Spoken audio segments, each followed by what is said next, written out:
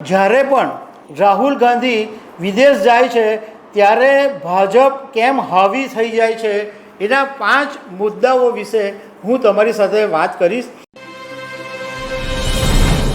નમસ્કાર દર્શક મિત્રો, કોંગ્રેસ નેતા રાહુલ ગાંધી અત્યારે ચર્ચામાં છે કારણ કે તેઓ વિદેશ ગયા છે અને એમણે ત્યાં ભાજપ અને આરએસએસ પર પ્રહારો કરીને ઘણી બધી વાતો કરી છે. પણ જ્યારે પણ રાહુલ ગાંધી વિદેશ જાય છે ત્યારે ભાજપ કેમ હાવી થઈ જાય છે એના 5 મુદ્દાઓ વિશે હું તમારી સાથે વાત કરીશ. મારું નામ રાજેશ શાહ છે અને તમે જોઈ રહ્યા છો ખબર છે .com. દર્શક મિત્રો, કોંગ્રેસ નેતા રાહુલ ગાંધી અત્યારે અમેરિકાના ટેક્સાસમાં પ્રવાસ પર છે અને તેઓ જુદી જુદી જગ્યાએ ભાષણ આપી રહ્યા છે. ત્યાં એમનો મુખ્ય મુદ્દો ભાજપ અને આરએસએસ સામે પ્રહાર છે.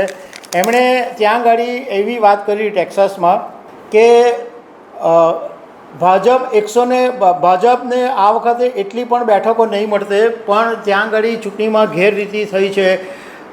આવી એણે ઘણી બધી વાતો કરી ભાજપ અને આરએસએસની વિરુદ્ધની. હવે જ્યારે પણ રાહુલ ગાંધી વિદેશની યાત્રા ઉપર જાય ત્યારે ભારતીય જનતા પાર્ટી હંમેશા એટેક કરે છે અને આક્રમક બની જાય છે. એની પાછળ 5 કારણો છે. તો આ 5 કારણો આપણે વિગતે સમજીએ. પહેલો મુદ્દો એ છે કે રાહુલનો જે પપ્પુવાળું જે નેરેટિવ હતો એ હવે ધીમે ધીમે કમજોર થઈ ગયો છે, એટલે ભાજપ વધારે આક્રમક થઈ ગયું છે. અત્યાર સુધી આપણે એવું જોતા હતા કે ભાજપ હંમેશા રાહુલ ગાંધીને એવું કહેતા હતા કે રાહુલ ગાંધીમાં નેતાગીરીનો અભાવ છે, રાહુલ ગાંધી અપરિપક્વ છે. ભાજપવાળા રાહુલ ગાંધીને ઘણી વખત પપ્પુ કહીને પણ બોલાવતા હતા. પણ અત્યારે રાહુલ ગાંધી જ્યારે વિદેશ જાય છે અને ત્યાં આગળ અંગ્રેજી ભાષામાં વાત કરે છે અને જે સ્પષ્ટ અને તાર્કિક મુદ્દાઓ રજૂ કરે છે, એના કારણે આ ભાજપનું પપ્પુવાળું જે નેરેટિવ હતું એ નબળું થઈ ગયું છે. અને હમણાં જ્યારે અમેરિકા રાહુલ ગાંધી ગયા ત્યારે કોંગ્રેસના ઓવરસીઝ નેતા સેમ પિત્રોડાએ રાહુલ ગાંધીની ઓળખ જ્યારે આપી ત્યારે આ જ વાત કહી કે રાહુલ ગાંધી હવે પપ્પુ નથી, શિક્ષિત છે અને દરેક વિષય ઉપર ઊંડો અભ્યાસ ધરાવે છે અને તાર્કિક વાત કરે છે અને બધી રણનીતિમાં પણ એમની સારી એવી માસ્ટરી છે, એવી સામ પિત્રોડાએ વાત કરી. હવે બીજા મુદ્દો ભાજપ માટે એ છે કે વિદેશી મીડિયામાં રાહુલના ભાજપ અને આરએસએસ વિરુદ્ધ દુષ્પ્રચાર કરવામાં આવે છે.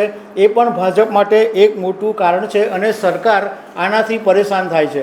કારણ કે રાહુલ ગાંધી જ્યારે પણ વિદેશમાં જઈને કંઈ પણ બોલે છે તો ભાજપ અને ભારત બંનેની છબી ખરડાય છે અને ત્યાંના અખબારો જે છે એ રાહુલ ગાંધીના જે દુષ્પ્રચારને મોટા મોટા હેડિંગમાં અને મોટા મોટા ન્યૂઝ તરીકે ચલાવે છે. આ બધી બાબતો સરકારને નુકસાન કરી રહી છે. ત્રીજો મુદ્દો એ છે કે રાહુલ ગાંધીની જે હવે ઓળખ છે એ વૈશ્વિક સ્તરે વધી રહી છે. એ પણ ભાજપ માટે એક મોટો ચિંતાનો વિષય છે. અને કોંગ્રેસ હમણાં છેલ્લા ઘણા સમયથી રાહુલ ગાંધીને પીએમ મોદીના વિકલ્પ તરીકે પ્રેઝન્ટ કરી રહી છે. બીજું એક ચોથો મુદ્દો એ છે કે આ રાહુલ ગાંધીની વિદેશ યાત્રાને કારણે વિપક્ષમાં પણ હવે રાહુલ ગાંધીનું કદ વધી ગયું છે. કારણ કે હવે વિપક્ષના લોકો પણ એવું માનતા થઈ ગયા છે કે રાહુલ બરાબર સ્પષ્ટ મુદ્દાઓ રજૂ કરે છે અને તાર્કિક રીતના વાત કરે છે, એટલે વિપક્ષમાં પણ હવે રાહુલ ગાંધીના નેતૃત્વને ધીમે ધીમે સ્વીકારી લેવામાં આવ્યું છે. આને કારણે સૌથી મોટો ફાયદો એ થયો કોંગ્રેસને કે વિપક્ષ જે છે એ એકજૂટ થઈ રહ્યું છે અને આ ભાજપ માટે સૌથી મોટો ચિંતાનો વિષય છે. ભાજપ માટે 5મો સૌથી મોટો ચિંતાનો વિષય એ છે કે રાહુલ ગાંધી જે છે એ અત્યારે જે નવી પેઢી છે, યુવા પેઢી છે, એને પોતાની સાથે જોડી રહી છે. ઘણા બધા મોટા પાયે યુવાનો રાહુલ ગાંધીની સાથે જોડાઈ રહ્યા છે અને આ બાબત પણ રાહુલ ગાંધી માટે ભાજપ માટે ચિંતાનો વિષય બની રહી છે.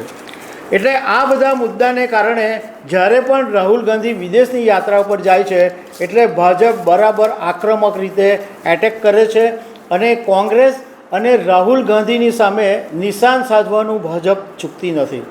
તો દર્શક મિત્રો, આવી અનેક વાતો સાથે અમે તમને મળતા રહીશું. Thank you very much.